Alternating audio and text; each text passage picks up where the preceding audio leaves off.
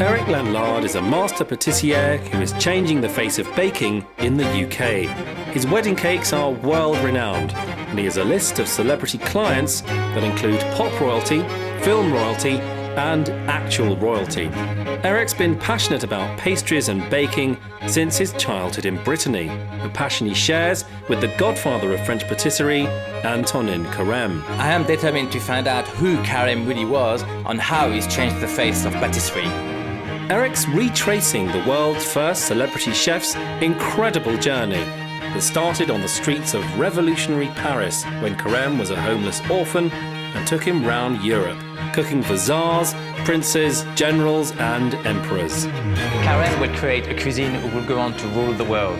And as well as finding out about his history, I will be recreating some of his most famous desserts, adding to it my own twist. It's delicious.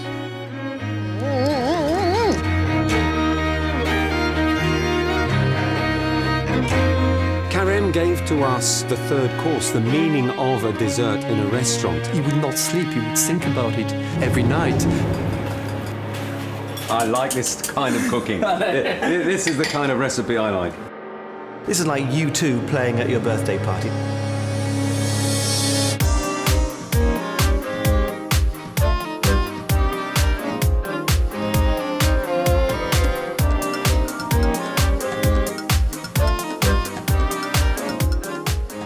On the show today, Eric recreates Carême's most extravagant centerpieces for a dinner party at the Royal Academy in London. I'm under a lot of pressure. A frozen dessert, vacherin glacé, and a hot one, chocolate fondant. I thought to understand the importance of Carême, I will go back to where I started 21 years ago. And this is a place, Le Gavroche. Le Gavroche was opened in 1967, not here, but just down the road, by two brothers, Albert and Michel, part of now the famous Roux dynasty. They went on to revolutionize British cooking and inspire thousands of young chefs. In 1982, they were the only UK restaurant to be awarded with 3 Michelin stars. In 1991, on his 50th birthday, Albert Roux passed his apron to his son, Michel Roux Jr. And it's him I'm going to meet now here. Eric's arrived during a busy lunch service, and as usual, Michel's in the kitchen, keeping an eye on things. Go. Now, go. Eric's brought along his own copy of Carême's original 200-year-old cookbook, Pâtissière Royale Parisienne.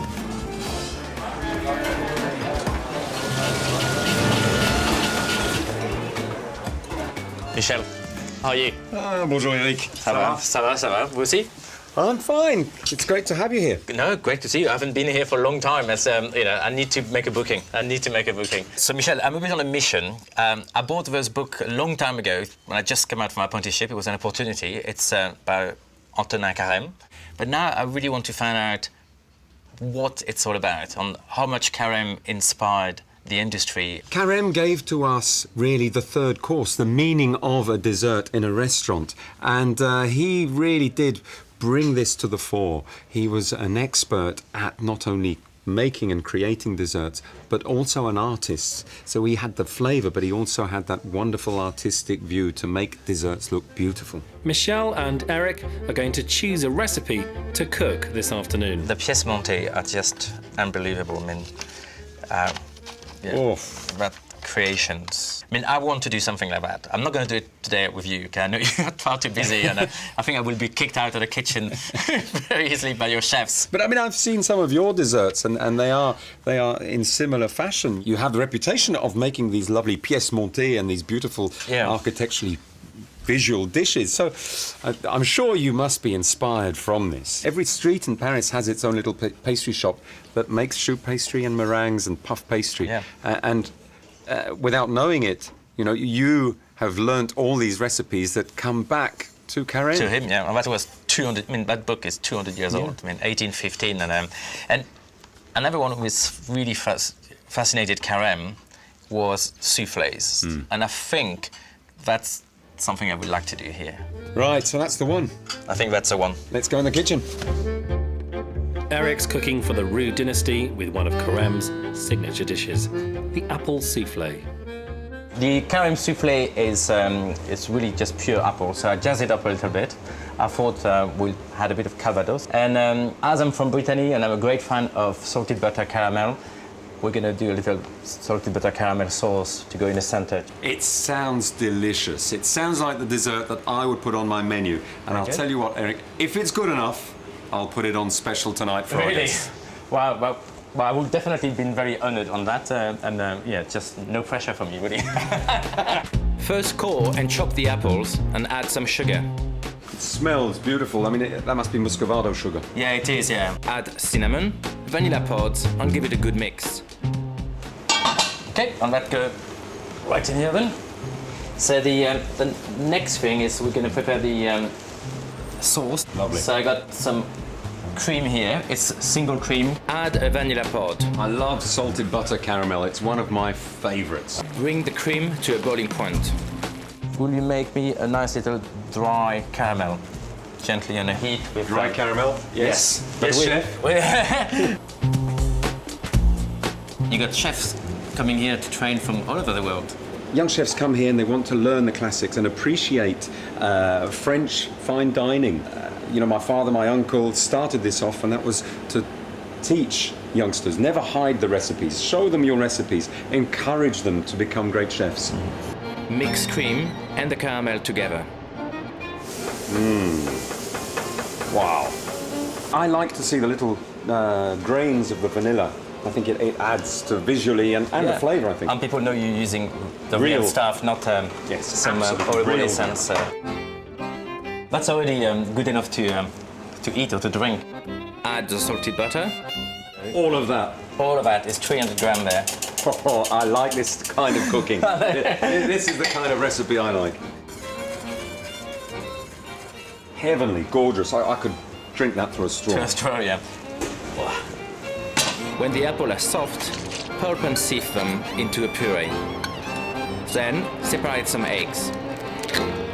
And I thought, you know, instead of just use the traditional ramekin, I thought, what did Karim would have used in those days? And I thought, like, little copper pan, I think, will look a bit retro chic. Line the bottom with sponge fingers. You need a bit of texture, and that's what these biscuits provide. A bit of Calvados. A splash, you know, of biscuit. Oh, that's more than a bit. Really? That's lovely. Add the egg yolks to the apple puree. So the yolks are going to bind all this together. Yep. Egg white and caster sugar are whipped, combined with the puree. I'm quite excited about tasting it as well. Oh, yes.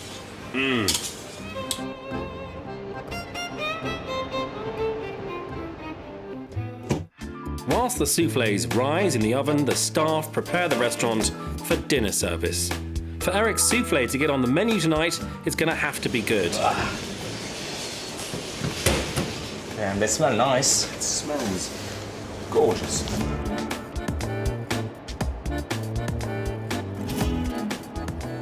Me first? You first.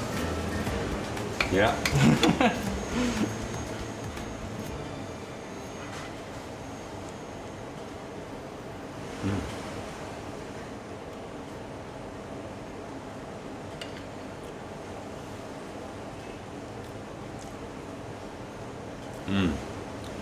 I think you could do with maybe a couple of chunks of apple in there as well. Yeah, that could be good as well, yeah. Yeah, Some apple a maybe. bit more crunchy. Maybe some apple in some salted butter caramel as well. But the sauce and the apple and the calvados is delicious. I definitely think we can serve this to our customers tonight with a little tweak, a little bit of apple inside, and I'm sure we're going to sell a lot of these.